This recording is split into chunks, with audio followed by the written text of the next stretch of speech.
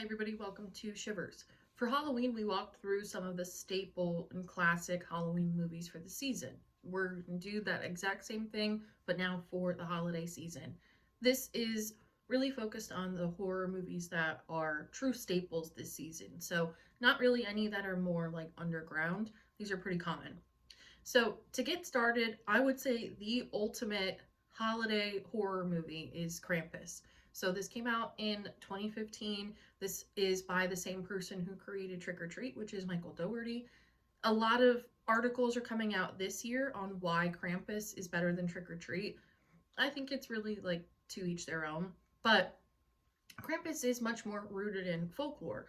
And you can still say that Trick or Treated is as well because Sam is really this person of justice, of karma, of making sure that everybody follows the rules. So you can think that Krampus is essentially the same thing in the realm of there are rules for the holiday season. And the moment that the Christmas spirit is broken, then everybody has to feel the wrath of Krampus.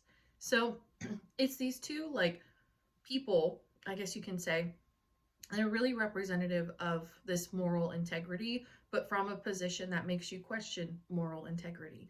So I think that from a storytelling perspective, both Trick or Treat and Krampus are fantastic. Two of probably my favorite movies. But Krampus has really just solidified itself for me as I have to watch this every season. So, for a very high level of the story of Krampus, from this movie perspective, we'll get into the folklore of Christmas next week. But for the story of Krampus from the movie, we're really focused on Max, who is this kid who was really like the last person in his family who believes in the Christmas spirit.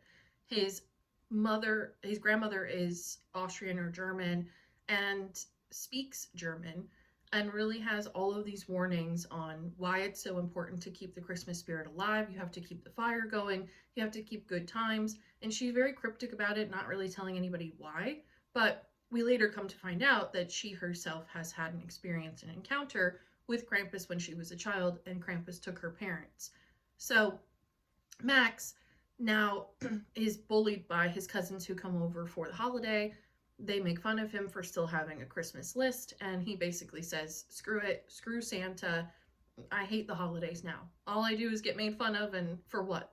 So he rips up his wish list and he throws it out the window, and that is kind of the turning point for what brings Krampus. It's really, again, the last person in this family to believe in the Christmas spirit. So this horrible blizzard comes through. The family is kind of stuck in the house. The daughter goes to try to look for her boyfriend. And as you can imagine, and then there were none mentality. So Max is the very last person who is left after his grandmother kind of sacrifices herself to hold back Krampus. She wants to come face to face with the person who really took her parents away from her. And Max then goes outside and tries to look for his family, tries to get everybody to come back, and he ends up being thrown down this pit, which is essentially a pit to hell, by Krampus himself. He wakes up in his bed, thinks that it's all just a bad dream, and then as we zoom out, the whole family is trapped in this snow globe. So there's a couple of different meanings for the ending. Some people say that now this family is under the protective watch of Krampus, which is not what I really think. The other side of it says that this is sort of like this prison or purgatory where Krampus is now ruling. So is there a way to really escape a snow globe? I don't know, but I think it's a really fantastic movie and ending, and I recommend it to anybody. We watched this past Monday, on our normal Monday movie on Discord, and I was shocked how many people haven't seen it. So if you haven't seen it, please let me know if you go and watch it what you think of it, because I absolutely love it. So next on this list is Black Christmas. This is hit or miss. I would not say a good movie, but it's a good movie for the season. So the original came out in 1974, and then the remake came out in 2019. The 2019 remake is really tough to watch. It's very bad acting. It's just not a very good movie. But the 1974 one is a little bit cheesy as well. So the whole story focuses on these girls that are left in their sorority home during Christmas break. They're getting ready to leave, and all of this stuff starts happening. It really is the idea like the babysitter calls from inside the house. So there is someone who is inside of the sorority home who's really ready to take out these sorority sisters one by one, in a way. And this movie is influenced by a couple of true crime events. So I'll just list them here for you. Um, there were a series of killings in Montreal's Westmont area and other elements from other serial killers, creating a terrifying story about a deranged killer stalking sorority sisters. This film drew from the babysitter and the man upstairs legend and crimes by figures like Wayne Bowden and William Herons to craft its chilling atmosphere. So, if you want something that's a little bit cheesy, but that is a real classic, this one is for you. We are also watching this one next week for our movie on Discord.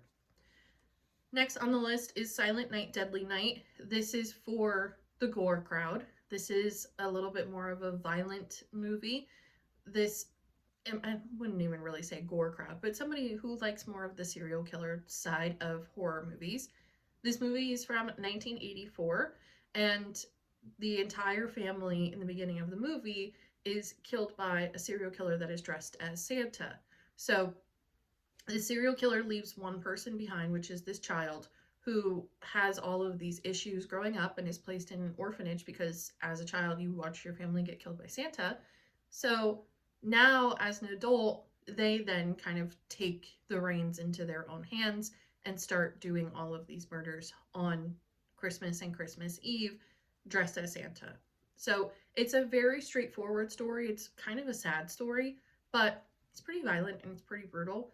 This one, I would say, is not for everybody, but it's, of course, deserving to be on this list. Next is The Stepfather. So a lot of people don't really think about The Stepfather as a horror movie, let alone a Christmas movie, but this movie does start on Christmas Day. I have a real soft spot for The Stepfather. I don't really know why. I've always loved this movie. This focuses on a stepfather, as you could possibly guess, and he is a serial killer, but he kind of slow burns it, and he finds his way into families and then kind of destroys them from the inside out. So he is wanted by the FBI. He puts on this disguise and moves on to his next family after he kills our initial one on Christmas Eve / day. So he meets our main character. His stepson now is Penn Badgley. He gets engaged to Penn Badgley's mother within like the first 3 months of knowing her. And she's just in heaven. She's in the honeymoon stage. This is amazing. This man is the best. Like, where have you been all my life mentality. But Penn Badgley knows that something's up. I mean, this set him up to be in you, I guess. But he starts doing all this digging and finds this man on, excuse me, on the FBI's most wanted list. And he says, this looks eerily similar to who my stepfather is about to be. So as he's doing this digging, it's a very Disturbia adjacent movie as we're trying to figure out what's going on with the stepfather. We go into the basement of their own home, and he has basically all of this prep that he's going to kill them. So it's unclear if he kills every single year on Christmas Day, but that seems how he's sort of setting things up. So Penn Badgley cuts him short, ends up in the hospital after this battle between the two of them, and the stepfather gets away. And the movie ends where the stepfather's now working at like Target or Home Depot, talking to this woman with 2 young children and really just charming her. So it's the idea that this is going to continue and happen forever and ever because this man is just really way too smart for being able to get caught. So this is more of like a thriller. And a lot of times this is more of that, like, I guess you could say housemaid crowd, the people who like more of that homestead, suburbia horror. But I love the thriller aspect of this movie, and I do think it stands up with time. It's a little bit cheesy. We have Amber Heard in there as well, but it's a good movie, you know? And then the last one that's on our list, of course, is The Nightmare Before Christmas. As I mentioned at Halloween, this is an absolute staple for both Halloween and Christmas for me, but I do lean Christmas for it. It gives just an extra element of horror during this time of year. So, for those of you not familiar with The Nightmare Before Christmas, this was made in the 90s by Tim Burton. This focuses on Jack, who is the Pumpkin King. He is the king of Halloween, and he's just kind of over it. He wants something new. He's bored of doing the same thing every single year. So he goes on a walk through the woods and he comes across this clearing. And in this clearing, there's a whole bunch of different doors. All of these doors are different holidays and they seemingly each have their own land. So he opens the door to Christmas land, falls down, sees Santa, sees everything that's going on, and it's just magical to him. So he kind of takes it on his own to bring all of these other things back from Christmas land to now and assigns all of these different people to tasks. So Sally, who is kind of having a crush on Jack, is focused on making him a Santa outfit. The three children who are Lock, Shock, and Barrel, who are kind of the misfits, they're tasked with going to get Santa. So everybody has a job. We then get to what would be Christmas night. They have now kidnapped Santa Claus, and they are all focused on him kind of taking Santa's place. This is the idea of this isn't your job. So Sally is constantly warning him that things are going to go bad. I have horrible premonitions. This is not going to be good. Like, Halloween's your holiday. Stick with what you know. And he's like, nope, his ego is inflated. I want to be able to be the king of Christmas as well. So, see ya. So, he goes, delivers all these presents. They're all very Halloween themed and horror themed in nature. And all of these children are horrified. The land of Christmas land is mortified that Santa has been kidnapped and replaced by the skeleton man, and their holiday is ruined. So he realizes that he's really done a bad thing, and he goes to rescue Santa, who is about to be murdered by Oogie Boogie, who's the person who's in charge of Lock, Shock, and Barrel, basically. And he saves Christmas at the end of the day. Santa then brings snow to Halloween Town, and everybody's kind of like the best of both worlds. So, again, this movie is not really that deep. A lot of people find very deep meaning in it of do what you're born to do or don't be afraid to explore, but it really is the idea of just a good movie for both seasons.